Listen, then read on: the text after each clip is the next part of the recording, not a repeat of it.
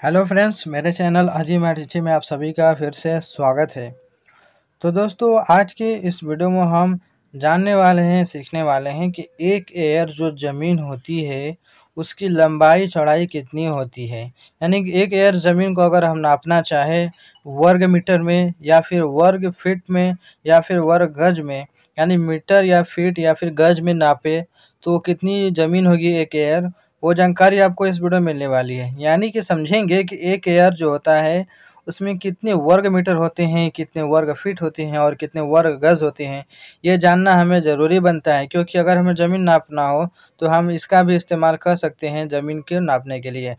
दोस्तों, आप लोग जानते हैं जो ज़मीन नापने की जो इकाई बहुत सी होती है, बीघा, एकड़, हेक्टेयर, ठीक, डिसमिल, उसके बाद बिस्वा, उसके बाद फीट है, मीटर है, गज है, यानी बहुत से तरीके हैं। तो इस वीडियो में यही जानकारी आपको इस वीडियो में मिलने वाली है। तो चलिए दोस्तों, बिना देर की वीडियो हम शुरू करते हैं। अगर आपको वीडियो अच्छी लगी लाइक कर देना, चैनल पर एक बार सब्सक्राइब जरूर कर लेना। तो समझिए दोस्तों कि एक एकड़ ज़मीन कितना होता है। पहली बात, जो एक एकड़ जो ज़मीन होती है दोस्तों, बता दूं आपको, 10 मीटर लंबा और 10 मीटर चौड़ाई होती है। कितना होता है? 10 मीटर लंबा और 10 मीटर चौड़ा होती है। यानी एक एकड़ जो ज़मीन हमारी होगी, एक एकड़ ज़मीन 10 मीटर चौड़ा, ठीक, और 10 मीटर लंबा ये होती है। तो पूरा जिसको जब इसको गुणा करेंगे कितना हो जाएगा? 10 दाम में 100 वर्ग मीटर हो जाएगा।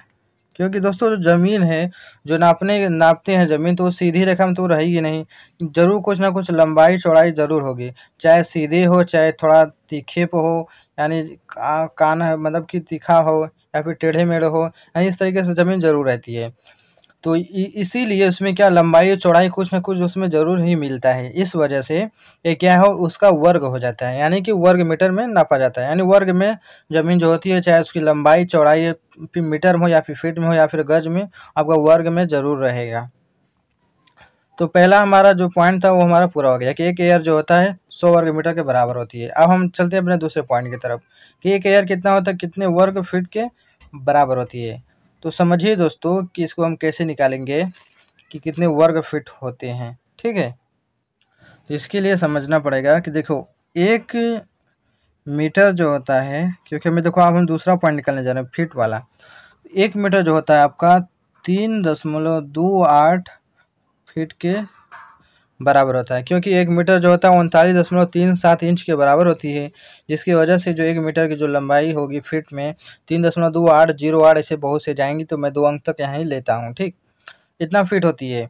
अब इसको क्या करेंगे हम, अगर इसको वर्ग में बदले, एक मीटर, जैसे कि एक मीटर में इतने फीट हैं, इसको अगर वर्ग में बदला जाए तो वर्ग मतलब क्या होता है, उसी संख्या का 2 बार गुणा, क्योंकि यहाँ पर वर्ग में सारी बात चल रही है, इसलिए इसका भी वर्ग किया जाएगा। तो एक वर्ग मीटर बराबर 3.28 फीट गुणे 3.28 फीट, वर्ग मतलब यही होता है, ठीक। तो जिसमें जब गुणा किया जाएगा तो कितना हो जाएगा? 10.7584 वर्ग फीट, यानी कि एक वर्ग मीटर बराबर 10.7548 वर्ग फीट होगा। ये हो गया। अब यहाँ पर समझना है, हमें फीट में पता करना है, ठीक। एक वर्ग मीटर बराबर पता चल गया, इतने वर्ग फीट होती है। तो यहाँ पर समझिए, तो एक एयर बराबर 100 वर्ग मीटर होता है, 100 वर्ग मीटर। तो इसको 100 गुणे एक वर्ग मीटर लिख सकते हैं कि नहीं, क्योंकि जब किसी भी संख्या का एक में गुणा होता है तो वही संख्या वापस आ जाती है, यानी वही संख्या ही रहती है। इसकी वजह से हम इस तरीके से इसको तोड़ भी सकते हैं। तो हम इसकी जगह पर 100 एक वर्ग मीटर बराबर इतना फीट होता है, वर्ग फीट। तो क्या करें, 10.7584 वर्ग फीट से इसमें गुणा किया जाएगा। जब इसमें गुणा होगा तो कितना हो जाएगा, 2 जीरो इसमें बढ़ जाएंगे, तो क्या हो जाएगा, 175.84 वर्ग फीट हो जाएगा। क्योंकि 2 जीरो है, जब 2 जीरो इसमें जुड़ जाएगी तो दशमलव जब काउंट किया जाएगा तो क्या है, 2 दशमलव घट इसके बगल में घसक जाएगी। तो एक हजार में कितना पता चल गया, 1075.84 वर्ग फीट होता है जब एक मीटर क्या आपका 39.37 इंच के बराबर हो। 39.37 इंच के बराबर हो। इसी के हिसाब से सारी जो है क्वांटिटी यानी कि जो यूनिटी है, यानी कि जो इसका हिसाब लगाया जा रहा है। 1, 2 2 पॉइंट हमें पता चल गया। अब हमारा तीसरा है कि वर्ग गज हमें पता करना है। ठीक, अब हमारा क्या पता करना है, एक एयर में कितने वर्ग गज होती हैं। तो अब हम आगे बढ़ते हैं, इसको हम कैसे निकालेंगे।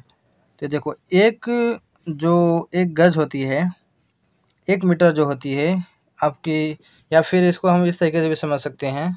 तो समझते हैं, देखो 1 गज जो होता है, 1 गज बराबर 3 फीट होती है। तो जब वर्ग में बात चल रही तो इसको भी वर्ग किया जाएगा।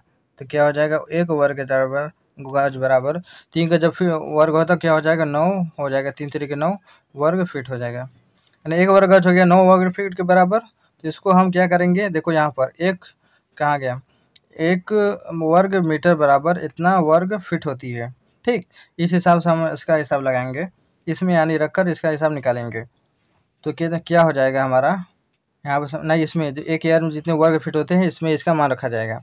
तो 1 वर्ग गज बराबर 9 वर्ग फीट। तो क्या हो जाएगा, 1 वर्ग फीट बराबर 1/9 वर्ग गज हो जाएगा।